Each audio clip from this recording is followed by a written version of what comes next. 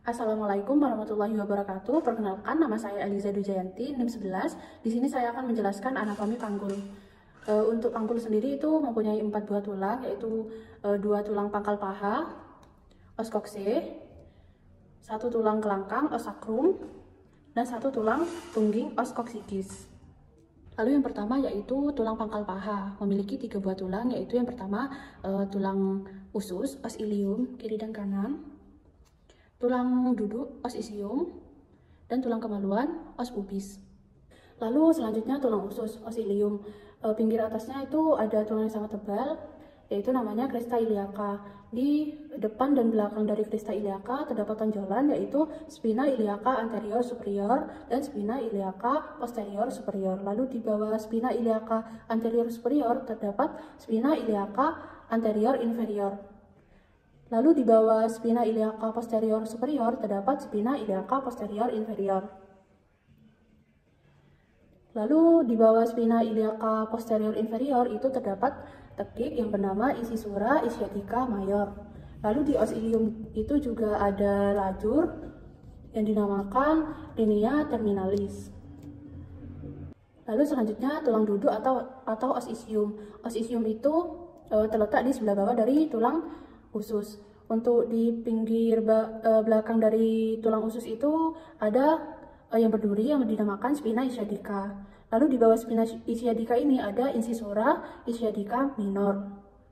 Lalu juga ada pinggir bawah yang sangat tebal ini dinamakan tuber ischiadicum, yaitu untuk menopang berat badan kita. Selanjutnya tulang kemaluan. Tulang kemaluan itu terdapat foramen obturatorium, yaitu tulang yang membatasi sebuah lubang di dalam tulang panggul.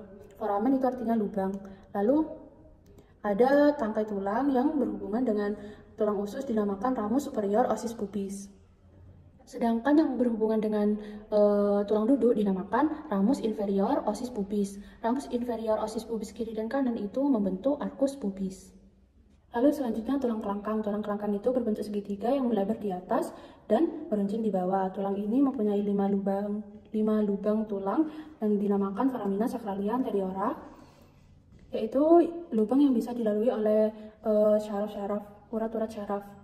Lalu juga ada cuat-cuat yang berduri di sini dinamakan crista sacralis.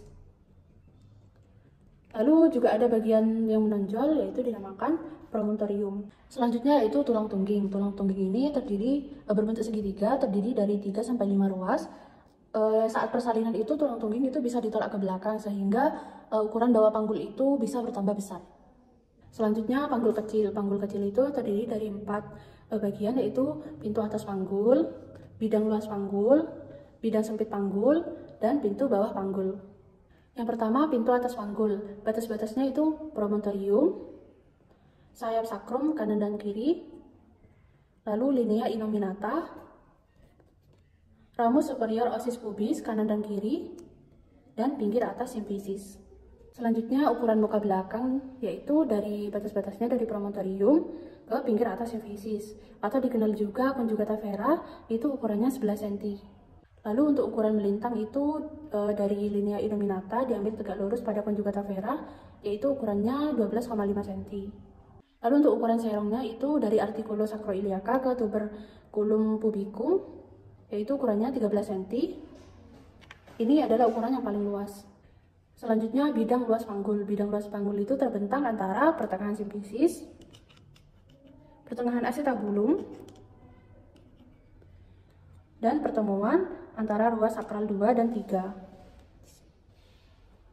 Lalu untuk ukuran muka belakangnya itu dari pertengahan simfisis ke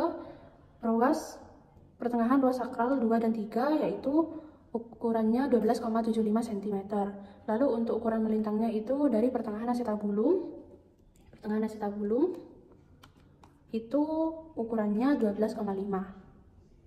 Selanjutnya bidang sempit panggul itu setinggi pinggir bawah simfisis. Kedua spina ischiadica dan memotong sakrum kurang lebih 1-2 cm di atas ujung sakrum di bagian sini. Untuk ukuran muka belakangnya yaitu dari pinggir bawah simfisis ke ujung sakrum yaitu 11,5 cm. Untuk ukuran melintang itu di antara spina ischiadica, panjangnya itu 10 cm. Selanjutnya pintu bawah panggul. Pintu bawah panggul itu bukan satu bidang tetapi dua segitiga dengan dasar yang sama, ialah garis yang menghubungkan antara tuber ischiadicum kiri dan kanan. Untuk ukuran pintu bawah panggul, untuk ukuran muka belakangnya yaitu dari pinggir bawah simfisis ke ujung sakrum, yaitu ukurannya 11,5 cm. Untuk ukuran melintangnya yaitu antara tuber ischiadicum kiri dan kanan, itu ukurannya 10,5 cm. Untuk diameter sagittalis posterior yaitu dari ujung sakrum ke pertengahan, ukuran melintang yaitu 7,5 cm. Selanjutnya saya akan menjelaskan bidang hot. Bidang hot itu untuk hot satunya itu sama dengan pintu atas panggul PAP. Lalu untuk hot 2-nya itu sejajar dengan hot 1 melalui pinggir bawah simfisis. Lalu untuk hot 3-nya itu sejajar dengan hot 1 melalui spina ischiadica. Lalu untuk hot 4-nya itu sejajar dengan hot 1 melalui coccygeus. Baik, selanjutnya saya akan menjelaskan tentang kepala bayi. Untuk bagian kepala terdiri dari dua bagian, yaitu bagian muka dan bagian tengkorak. Untuk bagian muka itu ada satu tulang hidung, os nasal, dua buah tulang pipi, os zygomatica, rahang atas, os maxilla, rahang bawah, os mandibula. Lalu untuk bagian tengkoraknya itu ada tulang dahi, os frontal, tulang ubun-ubun, os parietal, belakang tulang kepala, os occipital, dan tulang pelipis, os temporal. Lalu untuk sutura ada 4 bagian, yaitu yang pertama sutura frontalis antara frontal kiri dan kanan, sutura sagittalis antara parietal kiri dan kanan, sutura coronaria antara frontalis dan parietal, sutura lambdoidea antara occiput dan parietal.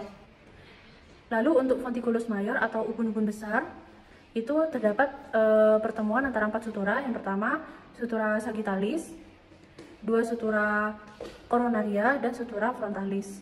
Lalu untuk fonticulus minor itu atau ubun-ubun kecil terdapat 3 pertemuan sutura, yaitu antara sutura lambdoidea 2 buah dan sutura sagittalis. Untuk ukuran-ukuran kepala bayi itu ada ukuran muka belakang, ada diameter suboccipitobregmatica yaitu dari foramen magnum ke ubun-ubun besar, panjangnya 9,5 cm, ada diameter suboccipitofrontalis yaitu dari foramen magnum ke pangkal hidung, itu ukurannya 11 cm. Lalu untuk diameter fronto-occipitalis yaitu dari pangkal hidung ke occiput, ukurannya 12 cm. Lalu untuk diameter mento-occipitalis yaitu dari dagu sampai occiput, panjangnya itu 13,5 cm. Lalu untuk diameter submentobregmatica yaitu dari osioid ke ubun-ubun besar, panjangnya itu 9,5 cm. Lalu untuk ukuran melintang itu ada diameter biparietalis yaitu antara parietal kiri dan kanan, panjangnya 9 cm. Lalu untuk diameter bitemporalis itu antara sutura coronaria kiri dan kanan, ukurannya 8 cm. Untuk ukuran lingkar kepala yaitu circumferentia suboccipitobregmatica yaitu dari foramen magnum ke ubun-ubun besar, panjangnya itu 32 cm. Lalu circumferentia fronto-occipitalis yaitu dari fronto sampai occiput, ukurannya 34 cm. Lalu untuk circumferentia mento-occipitalis yaitu dari dagu sampai occiput, itu panjangnya 35 cm.